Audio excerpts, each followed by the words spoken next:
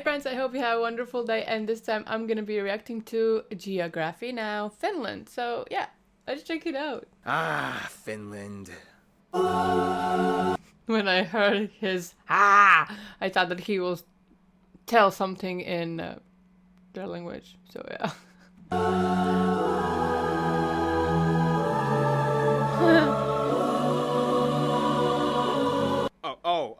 Let's talk about this place that I totally have no preconceived biases towards.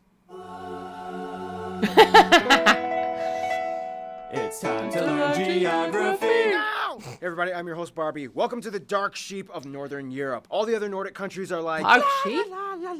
while Finland is That was Elsa? like we'll get into the heavy metal thing in a bit. But first, That was the reason because that they are dark sheep. What? Wait, what?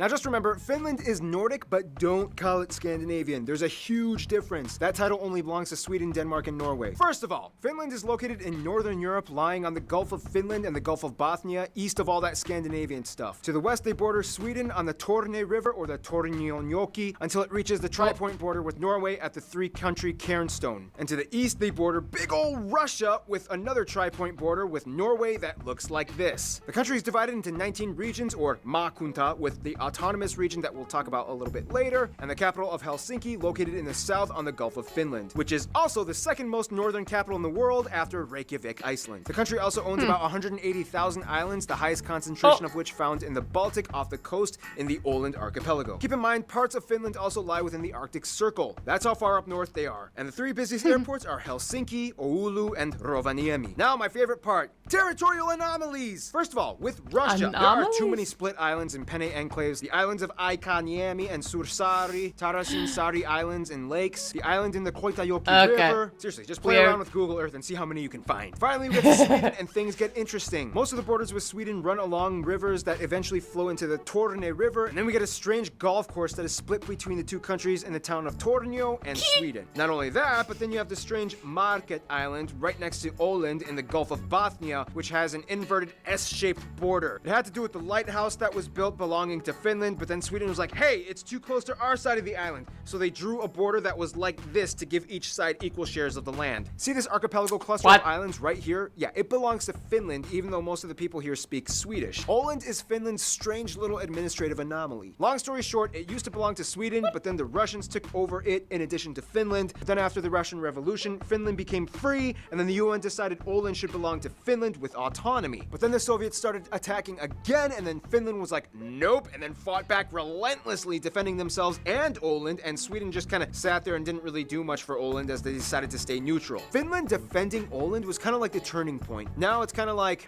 Åland, come back to me! Look, Sweden, we had some great times, but you kind of really didn't do much for me when things got crazy. I mean, Finland defended me, okay? And he treats me well, okay? His tax incentives are great. It's time to move on. It's not me. It's you. It's you.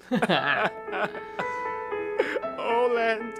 Also, Finland kind of threatened that if Åland was ceded back to Sweden, they would demand the Tornio Valley. Now, before the whole Soviet thing, Finland operated the regions of Karelia, Sala, Kusamo, Petsamo, and some extra islands in the Gulf. After the wars with the Soviets, these regions were all ceded back to Russia, effectively cutting off their access to the Arctic Ocean. Very quickly, some notable sites and landmarks would have to be the old castles like Savonlinna, Hämeenlinna, Olavinlinna, and the most renowned Suomenlinna. You can probably guess what Lina means by now. Rovaniemi is otherwise known as the home of Santa Claus, where you can go reindeer sledding. Inari and Ivalo is where you can get a That would be interesting. real Sami traditional cultural experience. Of course, Helsinki is the epicenter of Finnish architecture and culture, with landmarks such as the Tempeli Aukia Church excavated into a rock, Mannerheim Street, the busiest road with all the shops and austere post-Soviet influenced blocky colonnaded buildings, or the iconic Helsinki Cathedral. Now those are all great, but Finland isn't really much of a tight metropolitan type of country. They love their space and have quite a bunch of it. See what lies outside these cities, shall we?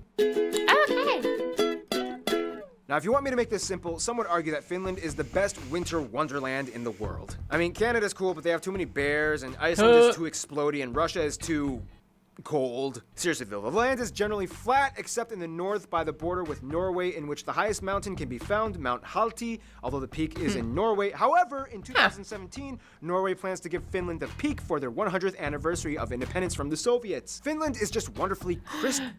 That's interesting. Give the gift. The mountain top. What? and refreshing, usually ranking in the top 3 countries in the world with the cleanest air quality. This is Oh. partially because Finland is almost 80% covered in forest, one of the highest concentrations lot. per square kilometer in the world, only behind countries like Gabon and Suriname. This makes Finland the largest producer of wood in the EU and one of the top in the world. Not only that, but Finland has about 188,000 lakes, most heavily concentrated in lakeland, and in addition to lakes, about 10% of the country is comprised of all water bodies like rivers, ponds, and streams. When mixed with the land, this makes about 1/3 of the country home to swamps and bogs, making it the highest wetland proportion country in Europe and disputably the world. Maybe. But our floods are crazier. Fittingly, the name for swamp in Finnish is suo, and the word for Finland is suomi. I mean, technically, they also have like 9 other words for swamp, like rame, neva, leto, luhta, laiteko, apa, paisa, yanka, and korpi. And they love these swamps. Kind of hurt. Kind of sound like he was kind of trying to rap. I know he didn't, but okay. One Finnish pastime is jumping in the mud, sometimes naked, and either playing soccer or wrestling. The landscape of Finland is shaped that way because imagine what happens when you crush something under a heavy glacier for a really long time, and then after the glacier melts, you're left with pockety erosion and mineral residue all over. Not only that, but Finland is experiencing a post-glacial rebound in which the land is steadily rising along the coast of the Gulf of Bothnia. Every year, Finland gains about 7 square kilometers and is technically rising out of the sea. The longest river is the Kemijoki that passes through Lapland and reaches the Gulf of Bothnia. And the largest lake, as well as the 4th largest in Europe, Lake Saima, is located in the southeast. Because Finland is so far north, they are known for being the land of the midnight sun, as during summer you can literally see the sun for 24 hours a day in the northern parts by the Arctic Circle. And of course, in the winter times, there's hardly... I didn't understood what he wanted to say about the midnight sun. Midnight sun, pops in my head, you know, the song. Midnight sun. Oh my god, I forgot her name. Sorry. Any sunlight at all, but if you're lucky, you can witness an aurora borealis, especially in the northern parts. Oh, and by the way, the national animals are the whooper swan and the brown bear. Finnish agriculture is, of course, very standard for northern European countries. Lots of rye wheat, turnips, potatoes, and of course, fishing is huge out here. However, due to the abundance of lakes and rivers, Finns prefer their own domestic freshwater fish like perch, zander, and miuku as opposed to the sea fish. Speaking of which, coming to Finland, chances are you will eventually try reindeer meat in some shape or form, whether in stew or grilled. In Lapland, you might even find bear on the menu. You can try mami, a pudding made of rye, and of course, every Finn will make every visitor try the strong, salty salmiakki. They love salmiakki so much that they made it into an ice cream, and it's so good, and I'm so mad they don't sell it in my hometown. Oh yeah, in the wintertime, they build... What's that? Samyaki. It kind of looked like a licorice. I don't know. I haven't seen those. Build ice hotels, and there's like this cool waterfall in the Paratisikuru area in the Uru Kekkonen National Park. Okay, let's talk about Finnish people. Oh, the pig with the blue mustache. Oh my god. Okay, if you go to Finland, you will most likely experience a rather intense yet intriguing social construct. First of all, the country has about 5.5 million people and is the most sparsely populated country in the EU. The country is about 90% ethnically Finnish, about 6% are Swedish, and the rest is made up of everything else under the sun like Russians, Estonians, Asians, and Africans. They use the euro as currency, they use the type CEF outlets, and they drive on the right side of the road. Of course, the Finnish people speak the Finnish language, which is arguably one of the hardest languages on earth to learn. Conjugation is a mess. Nouns and adjectives have inflectionary forms, whatever that means. Nonetheless, Finland has one of the best schooling systems in the world. In Finland, school hours are shorter, less homework is given, and there are virtually no mandated standardized tests apart from the exam you take in your final senior year of high school. Also, if you get your PhD, you have the option to get a sword and a top hat along with your diploma. Wow. This is also why Finland is one of Great, I want one. That's something. the most English-friendly countries in Europe. Children are taught around ages 9 to 11, and most people of the younger generation can at least hold an impressively fluid conversation. Finland is actually a conscription country in which all men ages 18 and up are required to serve either in the military or civilian services anywhere from 165 days to a year, depending on the type of service applied for. Åland Islands are exempt from the military conscription, but are required to serve in some kind of institution like the Coast Guard or civil services. Finnish culture is actually pretty funny. The stereotype is that Finns are incredibly quiet and don't talk that much in most public transactions. Just mind your business and no small talk. The cartoon Finnish Nightmares A little bit reminds me of Latvian. Illustrates this concept pretty well. Check it out. Which is funny because Finland is huge on the boisterous, loud, and flashy heavy metal culture, having the highest concentration of heavy metal bands out of any other country in the world, with nearly 650 per 1 million residents. Finns also invented the wife carrying competition, in which a man must carry either his wife or girlfriend or any girl that agrees to get tossed around in an obstacle course, and the winner gets the women's weight in beer.